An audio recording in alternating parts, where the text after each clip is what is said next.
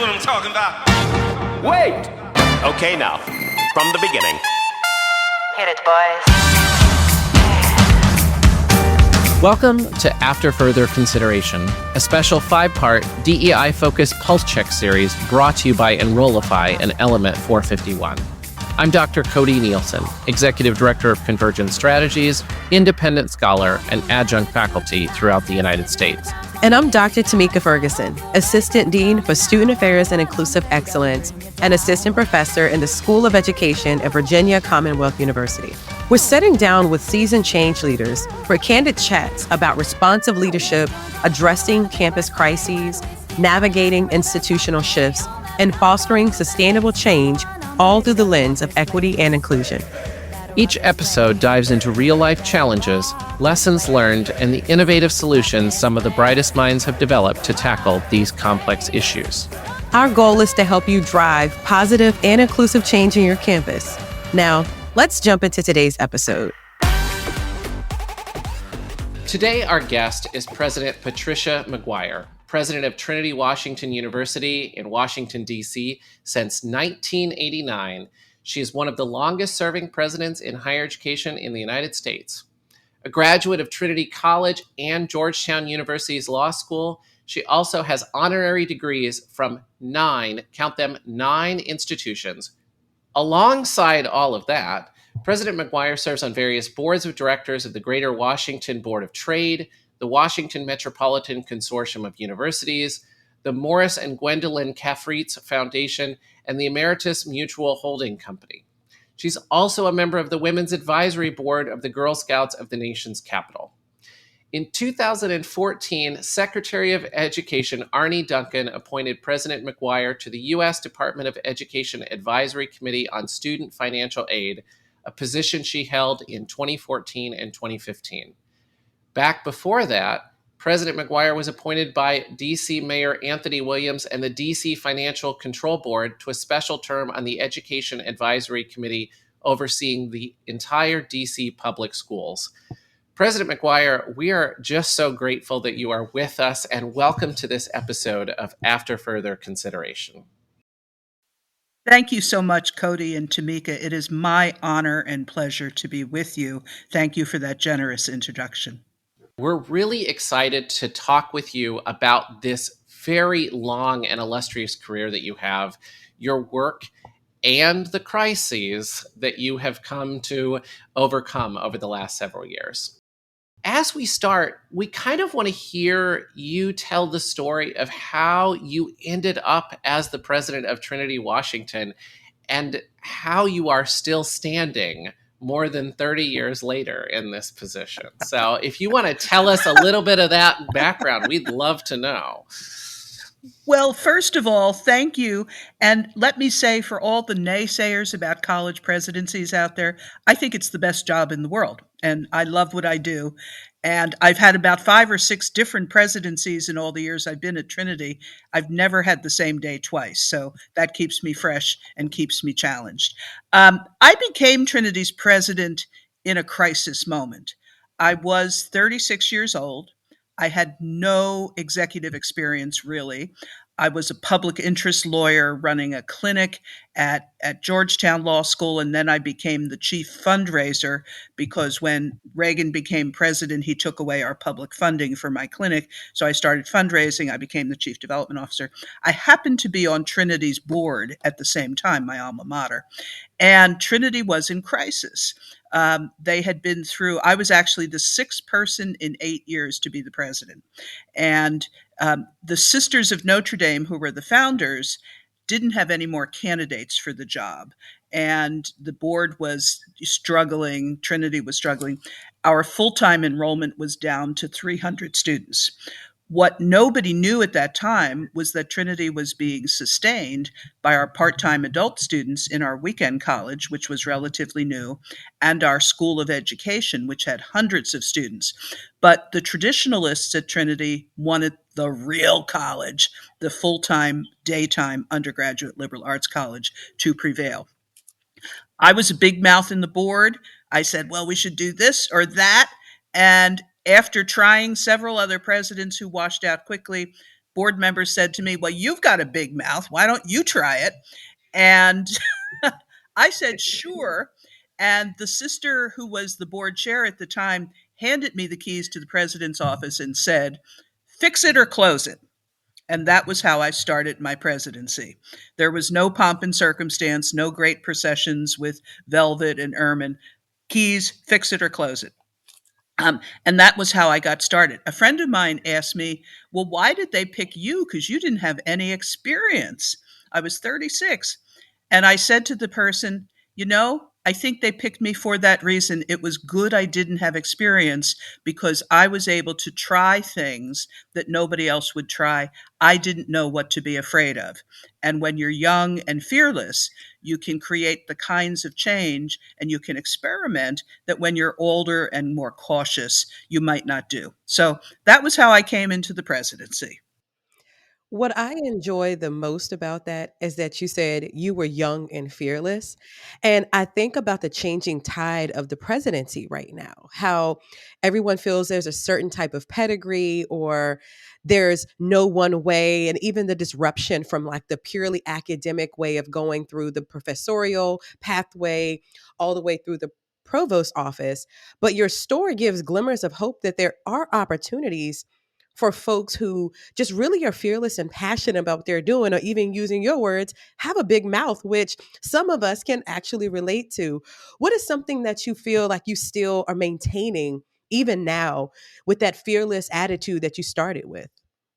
Well, I still have a big mouth. So, which I try to use a little more judiciously, but it gets me in trouble every once in a while. I also still, all these years, I have a passion for change.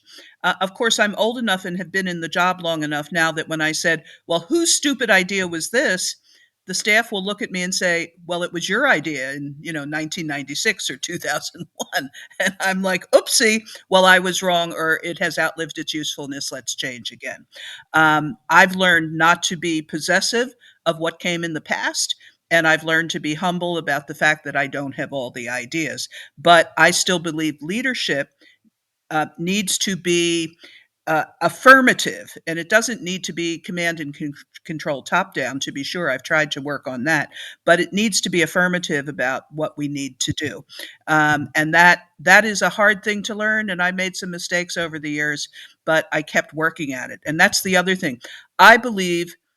What you said about how presidents are chosen today, I think there's several things that are wrong, which leads to this very short tenure of presidents, only what, 5 years, according to the latest ACE study. I don't know how you can get anything done in 5 years. I think it takes 10 or 15 years, which I think would be a normal tenure for a president.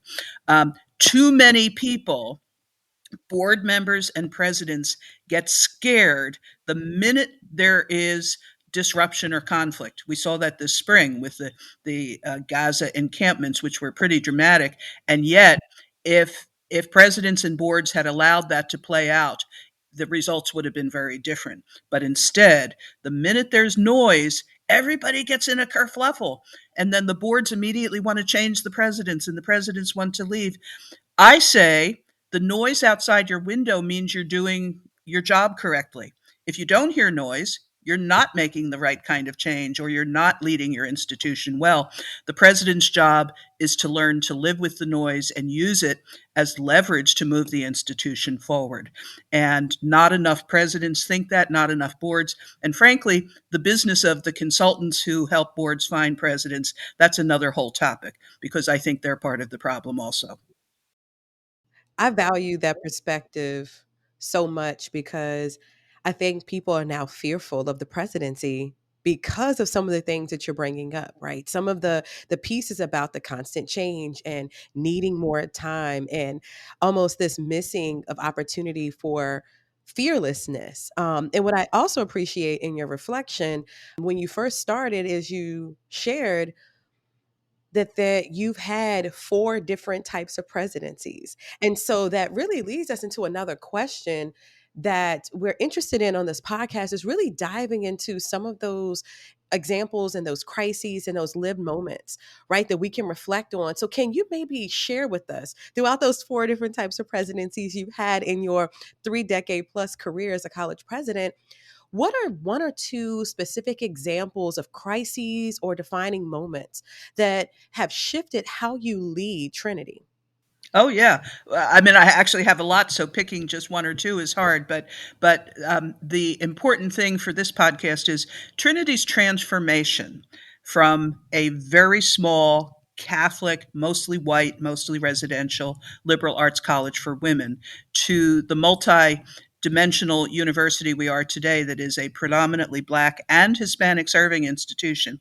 We're only one of three private institutions in America that have both PBI and HSI status. So, how did we do that transformation with a very low income student body? Who is the population we have chosen to serve? Well, it started back in those hot days of the summer of 1989 when I became president. And I asked the admissions director in my first week, how many students do we have from the District of Columbia? And she looked at me surprised and said, well, none. And I said, what do you mean none? This is our city. And she said, oh, they can't do the work here. And that was the first experience I had of what I learned to call institutional racism. That Trinity was had only 300 full-time students and it wasn't recruiting in its own backyard because it had this elitist notion about who should come to Trinity. So we started recruiting in DC as we started opening the doors. And the Sisters of Notre Dame, by the way, our founding nuns, they encouraged that. They said, why are we trying so hard to reclaim the women from the past when there's literally thousands of women at our doorstep who need this education? And they were right. So we started recruiting in DC. The complexion of the student body started changing.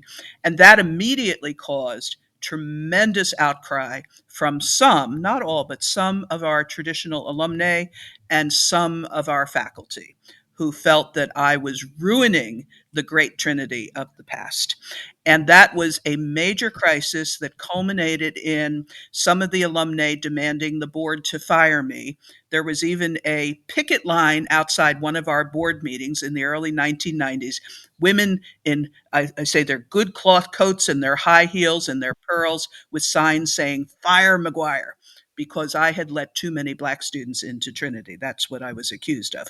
And fortunately, I learned several things in that crisis. One, the board chair told me, your job is to make Trinity work again, so pay no attention to the critics.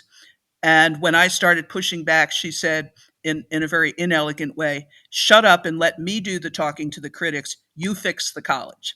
And that was one of the most powerful pieces of advice I ever got, which was not to engage with people who were going to suck up my time and never change their minds. And that was a hard discipline, but it was an important discipline to learn to do what was important rather than what seemed uh, urgent at the moment. The second thing I learned was there were a lot of people who supported what we were doing, but they were afraid. And this is one of the things that leaders and presidents have to learn, that the opposition is usually five people meeting in somebody's living room over drinks. And there are thousands of people who actually either don't care or want to support what you do. And I had to learn about the supporters. The third thing I had to learn, especially on the issue of race in America, I had to learn to talk about race out loud and directly to the critics. And I had to learn what to value and what to set aside. I remember one meeting with a group of alumni down in Florida at a lovely golf club when they said, well, we don't care that you have so much diversity, but what are their SAT scores? Because this was still an issue. And I finally got to a point, I was so sick of this discussion that I turned to one of the women at one of these meetings and I said, I really don't know and I don't care because we don't ask for SAT scores anymore.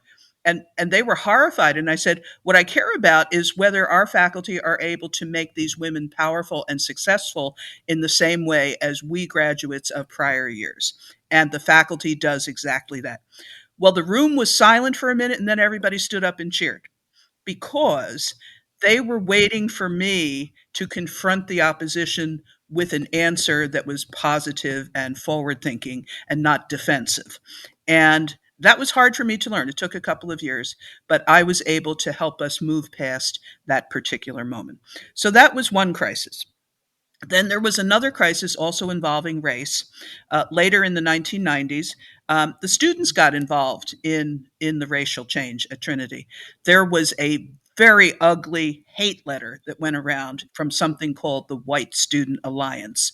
To this day, we don't know who really created this, but it tore the campus apart. And it made the black students extremely angry. It made the white students terrified. And we had forum after forum. The faculty were just terrified of anything at that point. And I learned once again that I could not sugarcoat it. I couldn't avoid it, that we had to confront the issue of the changing racial demographics of the campus directly. And we did, that we learned to talk rather fearlessly about who we were and the way we handled that after so much conflict. Learning how to confront opposition fearlessly and speak the truth, it was hard for me. It took me about 10 years, but that's how I managed to get past those incidents. Thanks, Pat. This is such really really deep, important work. And I think for our listeners, hearing this from a president is so critical. And there are so many areas that I think we could both go deep on this. But I want to ask a sort of first overarching sort of question as we sort of probe into this. And that is, how is the receptivity of your posture after 30 years of the presidency and so many of these experiences, how is your posture as a president received by your peers in the presidency? Does this feel like this is a resonating thing, or is there still a lot of folks that might be entrenched in some of the ways in which you sort of describe at the beginning of your career you had to sort of overcome? Well, yes and yes. so, first of all, is defining the peer group, obviously, because there are many different groups I intersect with. At Trinity, we're the smallest institution among the institutions in what we call the consortium of universities in Washington. Great institutions like Georgetown, Catholic, American U, GW, and so forth. So I have a lot of friends among the presidents of the very large universities. I think they look at me as somewhat odd. They're nice, but they would not do what I do. And when I speak out about things, I think they're sometimes like, "Oh, really?" So that's one group, but that's fine because they're big institutions. They've got a lot of constituencies. I've had presidents of other universities or other smaller colleges ask me at different meetings I attend, take me aside and say to me, "How do you get away with what you do?" And I find that a very interesting question. Get away with. And it's clear that these presidents want to be bolder, but they're very scared. And their boards make them scared, and their faculties make them scared. And they're afraid to make a mistake. They're afraid to be called out. They're frankly afraid of losing their jobs. And I think that's too bad. And I say to them, you have to know, every one of us has to know the walk away point. At what point would you say, take this job and shove it, if you will, because I'm going to speak the truth. And if the board or the faculty don't want to hear the truth, then go find another president, but you have to be bold. I think smaller institutions are in trouble today because there is too much trying to be normal and be, like like elite institutions, instead of saying we have to create radical change at this institution and it's going to break a lot of eggs, it's going to cause people agita. There's nothing that causes more agita in higher education than deciding to serve a whole new population that is predominantly low income, predominantly people of color, predominantly people who maybe don't have, the best SATs or didn't go to the right high schools. That is really, really shattering for some institutions of higher education. But it's what we're called to do. But too many presidents don't have the stomach to talk about that. I've had presidents we're part of the Women's College Coalition, which is an increasingly small group, about 30 institutions left, who have said to me, oh, we would never do what Trinity has done.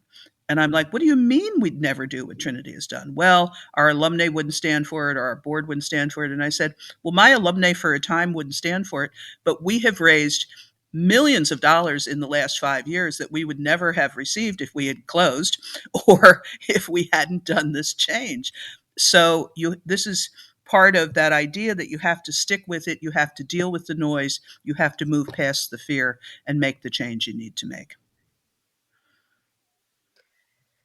This is so important for me because one day I would love to be a president, right? I always Well, say at some good. point Keep that before I keep that retire. And I drive. think, Yeah. right, and I think a lot of folks are afraid to say it out loud because of kind of the climate around it.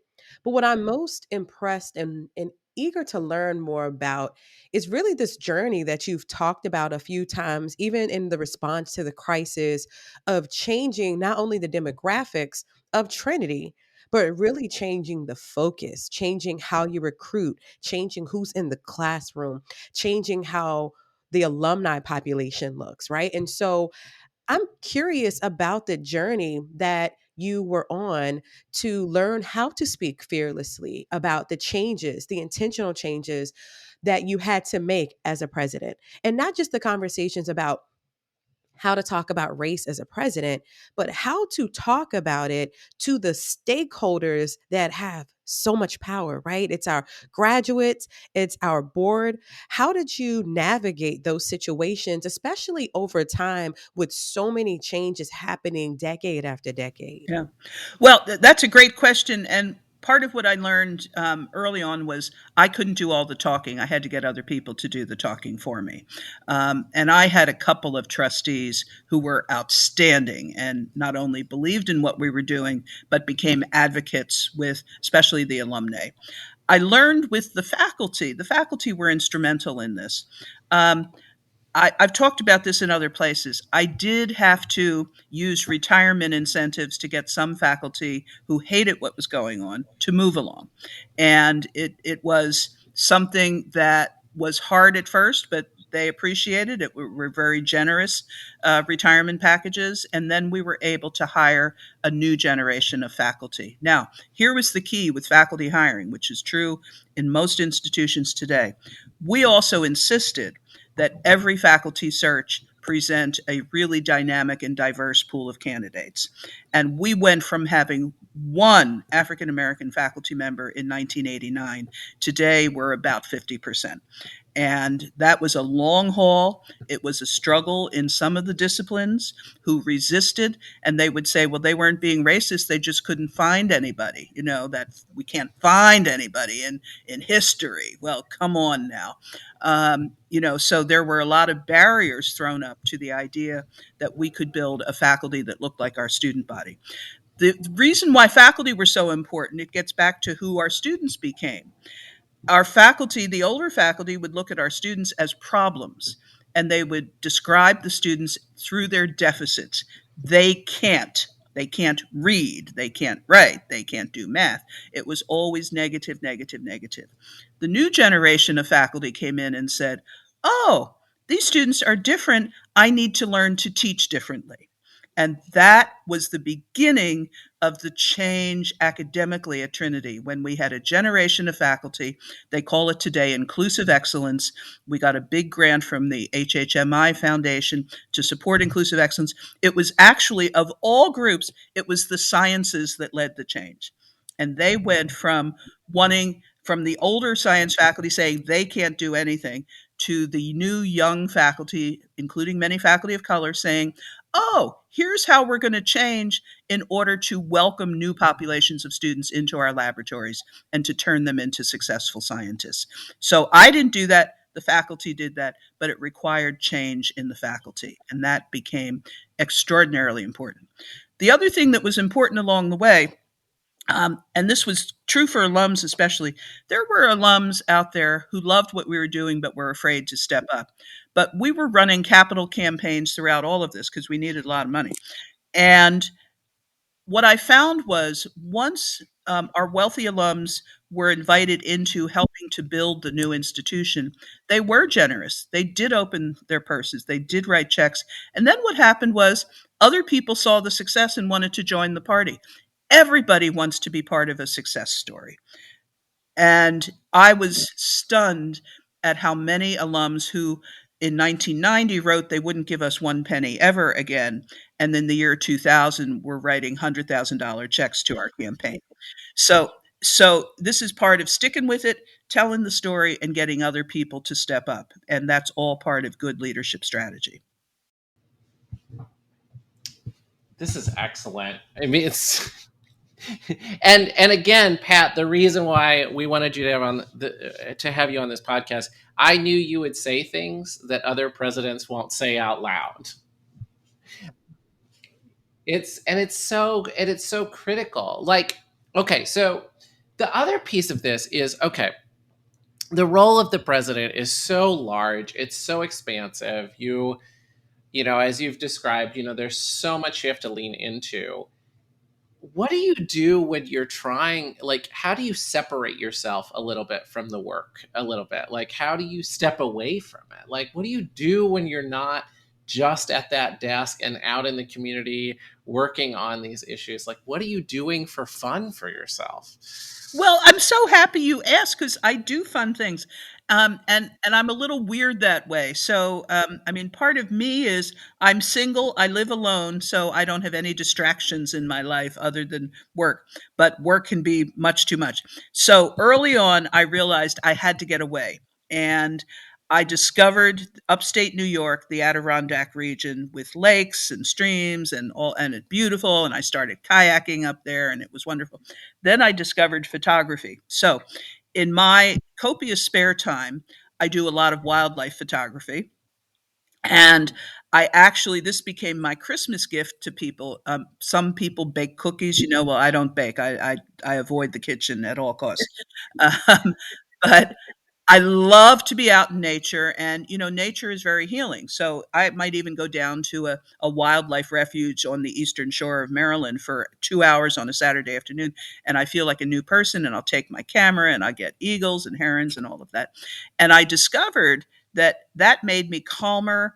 It was my happy place. If I was feeling very stressed out, I could get in my car and dash off for a few hours. And I love doing the photography because I discovered that relating to the birds and the other wildlife, wild creatures I was photographing, it was fun to kind of have this window into another life form that, they were feeding their chicks, they were protecting their babies. And I'm like, oh my God, they're just like us. That may sound a little weird, but developing a whole different focus, I think, is important for your own sustainability in any position, in any walk of life, but certainly in a leadership position. So that became the very different thing that I still do today. I'm heading up to the Adirondacks next week. I'm looking forward to it. And unfortunately, we now have Zoom, so I can keep working even in the cabin. But that also means I can stay a little longer and enjoy it. So having something else is extremely important. If you just don't take a break and you stick with it, you will burn out. That is true. Well, I'm glad you said that because sometimes burnout is very scary. And Mhm. it's like the conversation of today's leaders. I think Right. across generations, everyone fears burnout. Right. Yeah, and everyone, talks about self-care, but sometimes they don't know how to do it. And I think in order to avoid burnout and to do good self-care, you really have to insist that you're making space for that in your life. And everybody here at Trinity knows I like to work hard. I'm in on weekends. They sometimes grumble about, well, you're still here, you know, and I'm like, yeah, but I'm going to take 3 weeks up in the Adirondacks. So don't forget, I take a good long vacation, or I'll take weekends down at the Blackwater Refuge on the Eastern Shore or wherever. So I'm pretty public about what I do. I post my wildlife shots on Twitter and Instagram so people can see what I'm doing. I like to share that hobby. So that folks know that I'm not one dimensional, and that I do take time for stuff that I enjoy. So what I love about that is that, self-care looks different for everyone, but what you're talking about, a reduction of burnout, is also part of like these sustaining strategies that we have to do as leaders. And in that same vein, we're really interested in making sure that folks who listen are also able to apply some things that they have learned, not just from your story, but things that you can inspire them to do. And one of the questions that we really are interested in is, what are some of the decisions that you believe are important for folks to consider, especially our senior leaders and those who are really working on their leadership acumen? What are some of those decisions that they need to make every day and make a part of their regular daily tasks that they do as a leader to ensure that equity and inclusion are embedded within their decision making processes? Right, right. Well, that is such an important question, and it's one that I do try to practice as much as often as I possibly can. And the first question is, I have a senior staff meeting once a week. It's all the executives. It's a very free flowing meeting, but we always come back to: are we doing the right things for our students? Are we making the right decisions that are growthful and healthy for our students? Or are we trying to privilege something that maybe a larger, wealthier institution would do, but we just shouldn't be worried about doing it? So I'll use an example of athletics, which may sound a little odd, but let me use this example because I think it's a good equity issue. Trinity is a very small Division III. Frankly, if there was Division 5 or 6, that would be right for us. We're very small. Most of the students who play on our teams have never worn a uniform before. It's the first time, and they can walk onto the soccer field and be a varsity soccer player instantly, or basketball or volleyball, and they love it. And it's something that's new and fresh and different. And we have these women, some of whom are young mothers, who bring their babies to the games to watch them, or their parents come, and it's a whole new experience. There have been times where our staff has looked at the budget and we've had a budget crunch, and somebody will say, well, should we cut out athletics? It costs us about total. In our total athletics program, 6 sports is $500,000. That is like lunch money for some coaches, but that's our whole budget, and it's a lot for us. And we invariably come back to: no, we will not deprive our students of the opportunity to learn how to play on teams and to participate in sports because we feel we can't afford that. Instead, we want to give the women from the city who have never played a chance to do this. It's healthy, it teaches good skills, it's something they can be proud of. I mean, that's just a for example.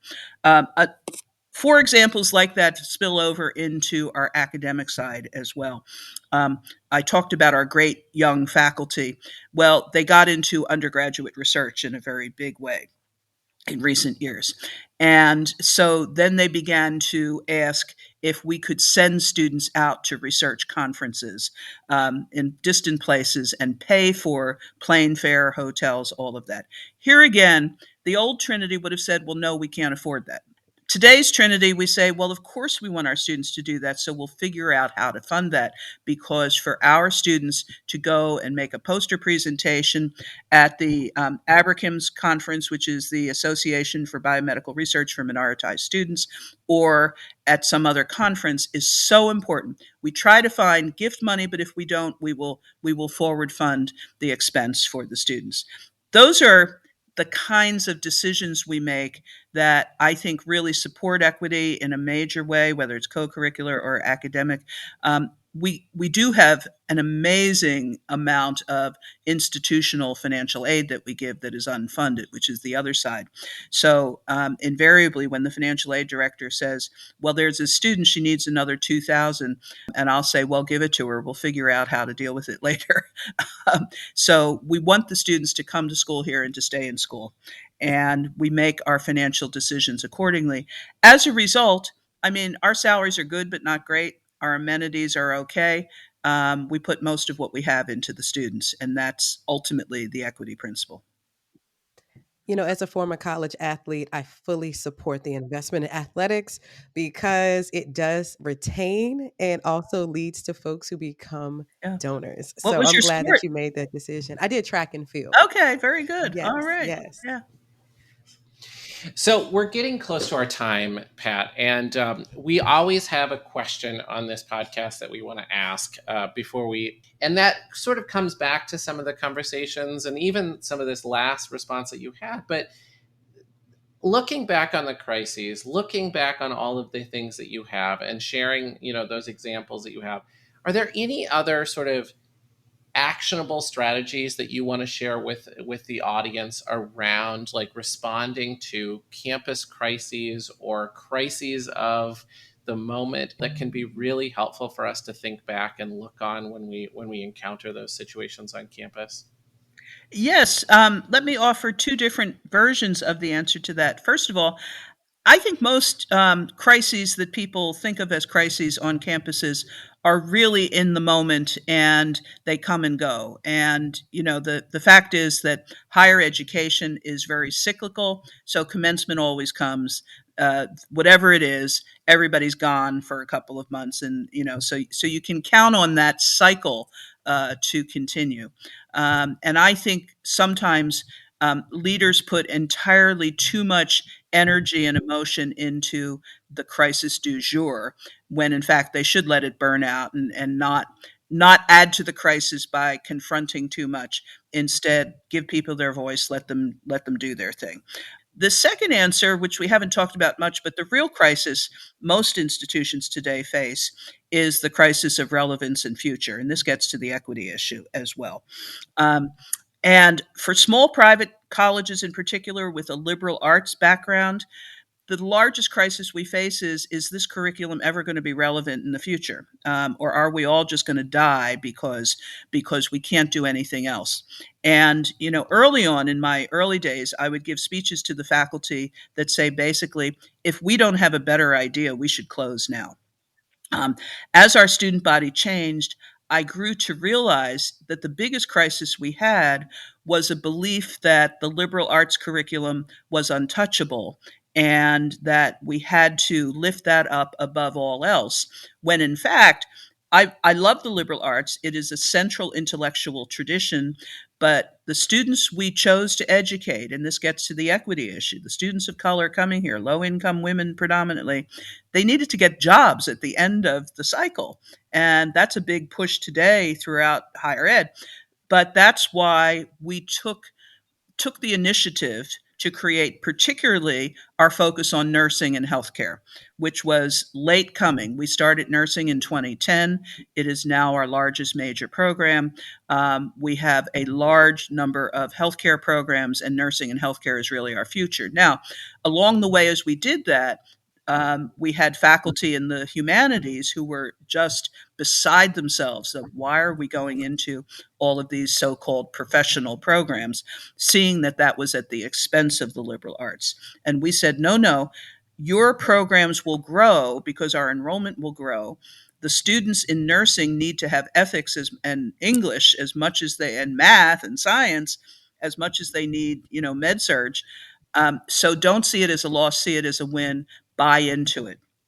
I'm very pleased to say that in the last year, we have a wonderful, gifted English professor, a woman of color, who successfully won a grant from the Teagle Foundation to create a program called Humanities for Justice, in which the first 2 years of the gen ed curriculum are shaped around justice issues in the professions the students are lining up for. So, what is justice in healthcare? What is justice in criminal justice or global affairs? To bring together the professional studies and the liberal arts in a new and dynamic way using the methodology of the humanities, so that our professional students have that while they're also learning the tools of their trade. This was a great dynamic example of how new liberal arts faculty can see how to reshape what they do. And I think that's the future of institutions like Trinity, reshaping liberal arts, not getting rid of it, not cutting programs, but finding new ways to do old things.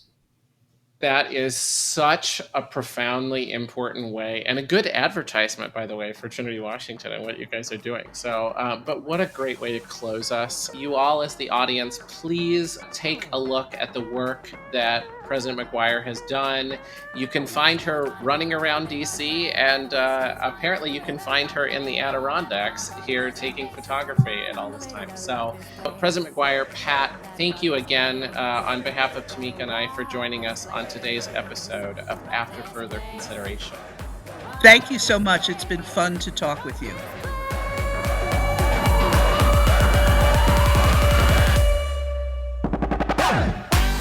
This Pulse Check mini-series has been brought to you by Element 451, the next generation AI student engagement platform helping institutions create meaningful and personalized interactions with students.